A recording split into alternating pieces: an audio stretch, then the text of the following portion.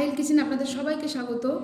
প্রতিদিনের মতো আজও একটা নতুন রেসিপি নিয়ে আমি আপনাদের সামনে চলে এসেছি। আজ বানাবো স্পঞ্জি কেক।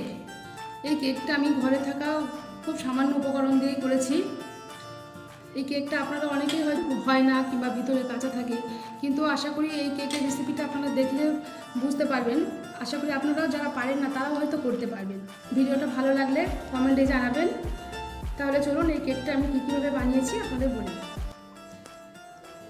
কেকটা তৈরি করতে আমি নিয়েছি 1 বাটি ময়দা, একটা ডিম, ভ্যানিলা এসেন্স, লবণ, সাদা তেল এই কাপেরও হাফেরও কম নিয়েছি, দুধ আর চিনিটা মিক্সিং এই যেভাবে গুঁড়ো করে নিয়েছি। দেখুন, এবার আমি এটা কিভাবে বানাবো সেটা আপনাদের দেখাবো।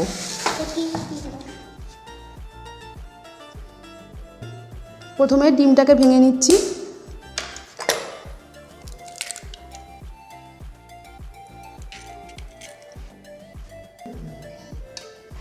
মিক্সিং যে বিটার থাকে সেটা দিয়ে আমি ভালো করে বিট করে নেব ডিমটাকে। এটা না যদি নাও থাকে তাহলে যে কাঁটা চামচ থাকে বাড়িতে, সেই চামচগুলো 3-4টে একসঙ্গে একটা গাটার দিয়ে আটকে নিয়ে ঠিক এইভাবে বিট করতে থাকবে, ওটা দিয়েও ভালো হবে।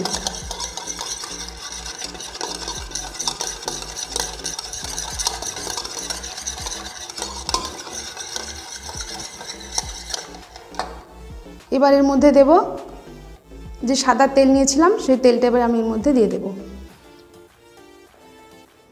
দেব লবণ,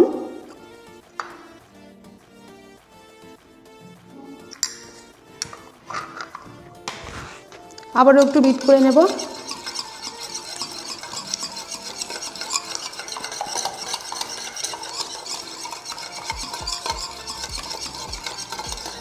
এই বিটটা কিন্তু খুব ভালোভাবে করতে হবে। এটা যতটা ভালোভাবে করা যাবে কেকটা ততটা স্পঞ্জি ভাব হবে।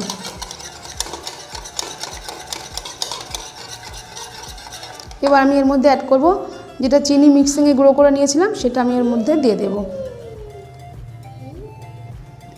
চিনিটা দেওয়ার পরও এইভাবে ঠিক বিট করেই যাব।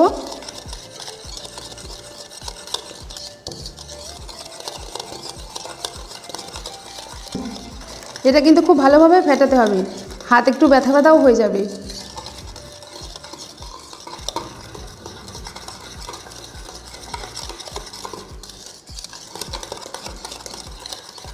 ইলেকট্রিক যে বিটারগুলো থাকে সেটা দিয়ে করলে এতটা আপনাদের হাতে যতটা কষ্ট হবে ততটা হবে না।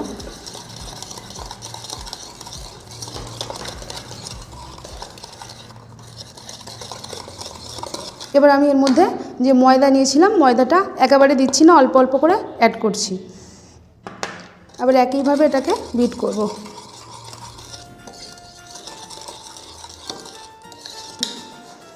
এবার এর মধ্যে যে দুধটা নিয়েছিলাম সেই দুধটা অল্প অল্প করে অ্যাড করব, একেবারে দেব না।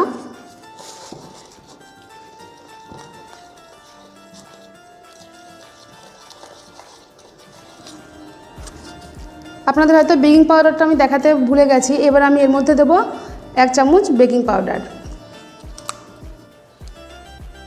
এবার দিচ্ছি বেকিং পাউডার।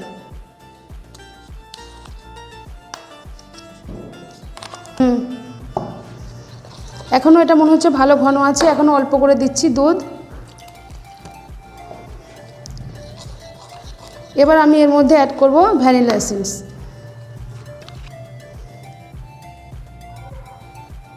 খুব বেশি দিচ্ছি না, 4 ফোঁটা দিয়েছি।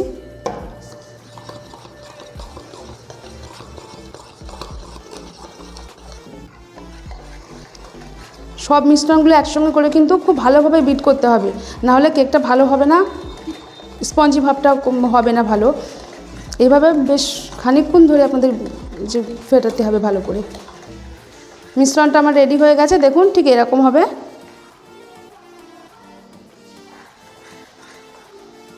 এরকম প্রেসার কুকারে ঢেলে দেব।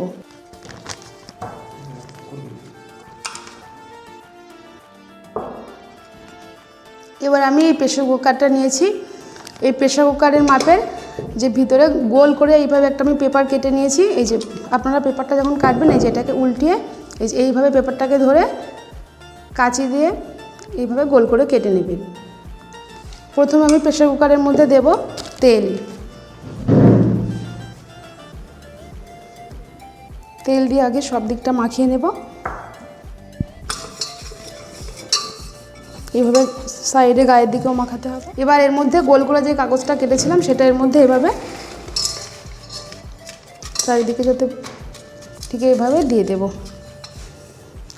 চারিধারে এই যে লম্বা লম্বা করে চারিদিকেও এই যে এইভাবে এগুলো ভালো করে তেল দিয়ে আটকে দেব।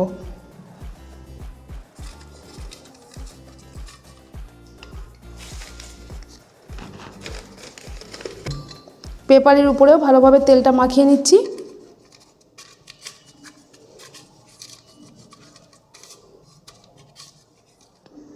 এবার আমি মিশ্রণটা এর মধ্যে ঢেলে দিচ্ছি। সম্পূর্ণ মিশ্রণটা আমি এর মধ্যে ঢেলে দিয়েছি।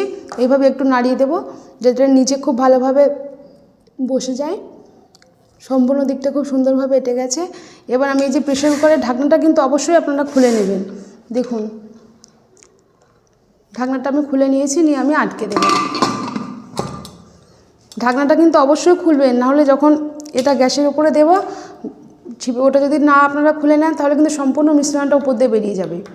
এবার আমি এটা গ্যাসের উপর 30 মিনিটের জন্য হালকা ফ্লেম করে রেখে দেব।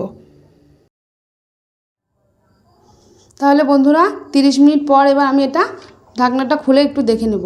আর আমি আবারও বলছি, আপনারা কিন্তু প্রেসার কুকারে যে ঢাকনা উপরে টুপি মতন থাকে ওটা কিন্তু খুলে রাখবেন। এবার ঢাকনাটা খুলে একটু দেখে নিচ্ছি। দেখুন এবার আমি একটা চাকু দিয়ে এর ভিতরে একটু ফুটিয়ে দেখে নেব কেকটার ভিতরে সম্পূর্ণ কতটা হয়েছে। হ্যাঁ দেখুন পরিষ্কার, কিন্তু চাকুটার গায়ে কিছু লেগে নেই, তার মানে কেকটা আমার পারফেক্ট হয়ে গেছে। আর যদি একটু বাকি থাকে তাহলে এর গায়ে কিন্তু লেগে যাবে মিশ্রণটা। তাহলে এবার আমি এটাকে নামিয়ে নেব, আস্তে আস্তে তুলব। কেকটা কিন্তু আমি বাড়িতে যা যা ছিল সেইগুলো দিয়েই করেছি। উপরে কিন্তু আরও কাজু কিংবা কিশমিশ এগুলো চেরি একটু দিলে আরও দেখতে ভালো লাগতো, কিন্তু আমি আজকে দিইনি। বাড়িতে যা ছিল সেটা দিয়েই বানিয়েছি। এটা আমি প্রেসার কুকার থেকে নামিয়ে নিয়েছি, নিয়ে আস্তে আস্তে সাইডে যে কাগজ ছিল সেগুলোকে ছাড়াবো, দেখাচ্ছি আপনাদের। দেখুন ঠিক এইভাবে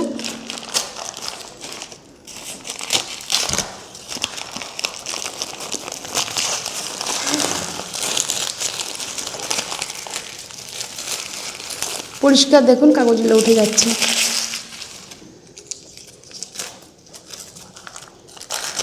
কেক আমার একদম রেডি।